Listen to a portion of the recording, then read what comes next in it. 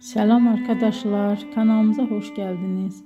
Bugün sizlere Türkiye'nin en tanınmış genç oyuncularından biri olan Hande Erçel'in hayat hikayesinden bahsedeceğim. Hande Erçel 24 Kasım 1993 tarihinde Türkiye'nin Balıkesir iline bağlı Bandırma şehrinde dünyaya geldi. Küçük yaşlarından itibaren sanatla ilgileniyordu ve yaratıcı alanlara karşı büyük bir merakı vardı. Daha sonra İstanbul'da Mimar Sinan Güzel Sanatlar Üniversitesi'nde eğitim aldı.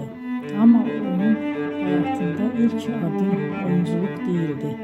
Hande Erçel kariyerine modellik yaparak başladı. Genç yaşta katıldığı güzellik yarışmaları sayesinde dikkat çekti ve kısa bir süre televizyon dünyasının kapıları ona açıldı.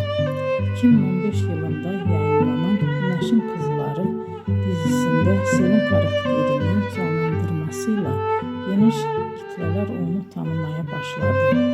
Bu rol onun kariyerinde önemli bir dönüm noktası oldu. Ardından birçok başarılı projede yer aldı.